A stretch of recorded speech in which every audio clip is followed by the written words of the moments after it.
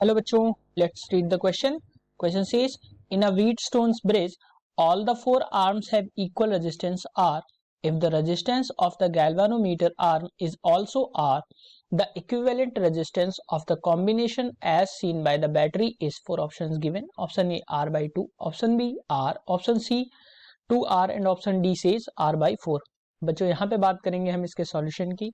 Solution में हम देखेंगे की कॉन्सेप्ट को.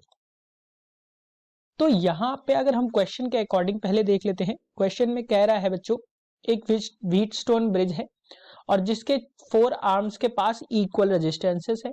तो बच्चों अगर हम यहाँ पे व्हीटस्टोन ब्रिज को बनाएं तो कुछ इस तरीके से हमें मिल जाएगा.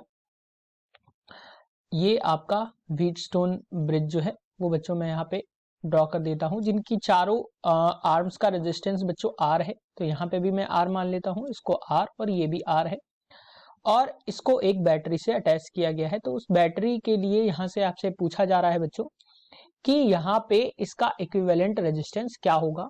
और गैल्वेनोमीटर यहाँ पे एक अटैच किया गया है बच्चों, और गैल्वेनोमीटर जो है वो कुछ इस तरीके से यहाँ पे अटैच किया जाएगा जिसका भी रेजिस्टेंस आर है.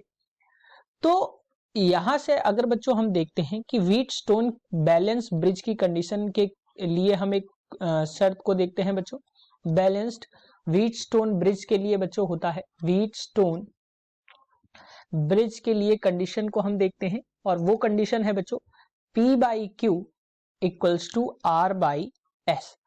यानी कि यहाँ की अगर हम बच्चों बात करते हैं तो हमें देखना होता है कि इनका रेशियो जो है वो बराबर है या नहीं. यानी कि इन दोनों आर्म्स के रेशियो का और इन दोनों आर्म्स के रेशियो का बच्चों हम देखेंगे तो ये हमें बराबर ही मिलेगा, क्योंकि P by Q equals to R by S, क्योंकि सारे रेजिस्टेंस बराबर हैं. तो 1:1 हमें यहाँ पे 1:1 हमें यहाँ पे मिल जाएगा. सो यहां से हमें पता चलता है ये एक बैलेंस्ड व्हीटस्टोन ब्रिज है. बैलेंस्ड व्हीटस्टोन ब्रिज है. अब जब बच्चों बैलेंस्ड व्हीटस्टोन ब्रिज होता है तो उसके बीच वाला जो रेजिस्टेंस होता है उसको हम नेग्लेक्ट कर देते हैं. यानी कि ये जो गैल्वेनोमीटर का जो रेजिस्टेंस रहेगा उसको बच्चों हम नेग्लेक्ट कर सकते हैं. तो जब हम नेग्लेक्ट करेंगे तो क्या होगा बच्चों, ये जो रेजिस्टेंसेस हैं वो कुछ इस तरीके से हमें यहाँ पे मिलेंगे. मैं यहाँ पे बना देता हूं, this one is R, and इस तरीके से आपको कुछ यहाँ पे देखने को मिल जाएगा बच्चों. ये सारे आर के बराबर हैं.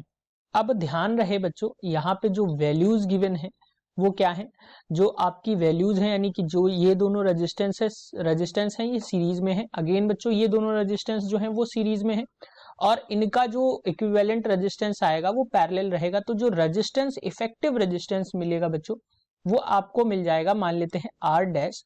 और जो आर डैश रहेगा बच्चों, ये दोनों रेजिस्टेंस जो है मान लेते हैं इनका जो इफेक्टिव रेजिस्टेंस रहेगा वो R1 रहेगा, और इनका जो रेजिस्टेंस रहेगा बच्चों वो R2 रहेगा.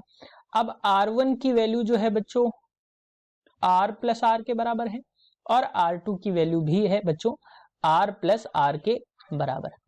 अब यहां से अगर हम देखते हैं तो जो इफेक्टिव रेजिस्टेंस मिलेगा पैरेलल कॉम्बिनेशन के लिए तो वो मिलता है बच्चों R1 R2 upon R1 plus R2 के बराबर. तो जब हम यहाँ पे करेंगे तो R1 की वैल्यू है बच्चों 2R इनटू, अगेन बच्चों यहाँ पे करेंगे हम 2R अपॉन में हम रखेंगे R प्लस R, यानी कि 4 टाइम्स R हम इसको पुट कर सकते हैं. तो ये हो जाएगा बच्चों 4 टाइम्स R. तो जब हम इसको सॉल्व करेंगे तो ये 4R स्क्वायर अपॉन 4R हमें मिल जाएगा.